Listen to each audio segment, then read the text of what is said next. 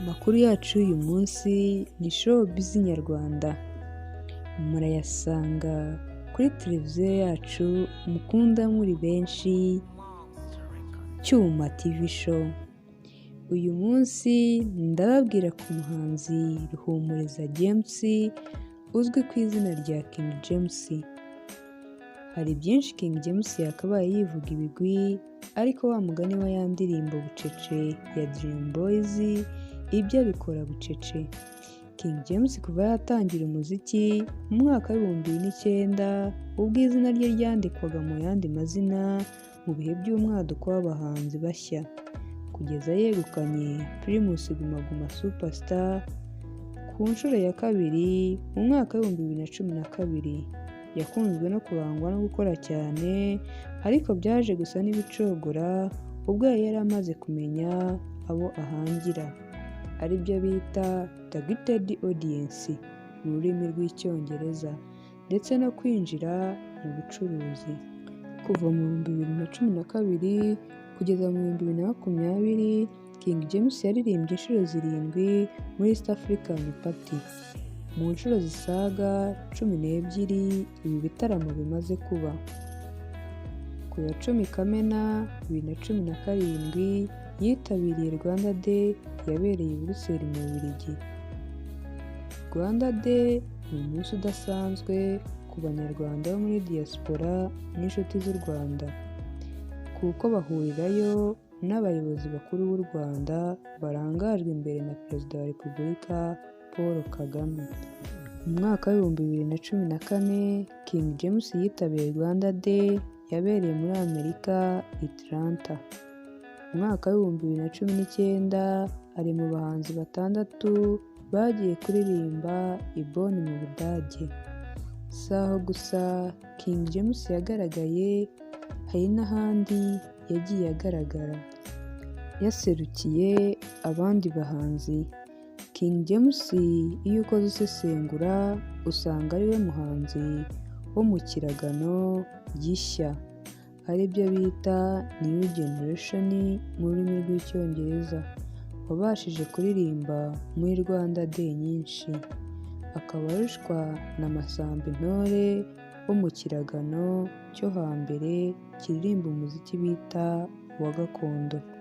King James ashobora gukora indirimbo imwe agacaho amezi 8 cyangwa se agacaho amezi 9, ariko n'ubundi abamukunda baba bakiryoherwa n'indirimbo iheruka, dore ko aririmba indirimbo zuzuye imitoma ishobora kunezeza abakuru, abashaje, abashakanye, abakundana n'abitegura kurushinga. Mu mwaka w'2015 Ange Kagame yashyize indirimbo Yantumye ya King James ku rutonde rw'indirimbo 9 yari akunze cyane muri ibyo bihe. King James niwe muhanzi nyarwanda rukumbi wari kuri urwo rutonde. King James ni umwe mu bahanzi bari bahenze mbere y'umwaduko w'icyorezo cya coronavirus, kuko byari bigoye kumubona aririmba mu tubari cyangwa se mu bitaramo biciriritse nka bamwe mu bahanzi bari kwivuga imyato muri iyi minsi. Ku bijyanye n'ubutunzi naho afite byinshi amaze kugeraho, birimo inzu ye y'agatangaza yubatse mu byuya by'umuziki, ndetse n'ihahiro rigezweho ariryo bita supermarket riherereye i Nyamirambo. King James ntakunze kugaragara ku mbuga nkoranyambaga, ndetse hari n'abiyitirira izina rye bagakora ubwambuzi bagacyucyura abafana be, kuko hari zimwe mu zo adakoresha zirimo Twitter, Instagram. Kuri Instagram iyo wanditsemo izina rye uhura na account zirenga 7 ziriho amafoto ye, nyamara ntaye nyirizina irimo. Soma iyi nkuru. Muntabare bari kunyiyitirira. King James winangiye gukoresha imbuga nkoranyambaga ari kwiyama abari gukoresha izina rye.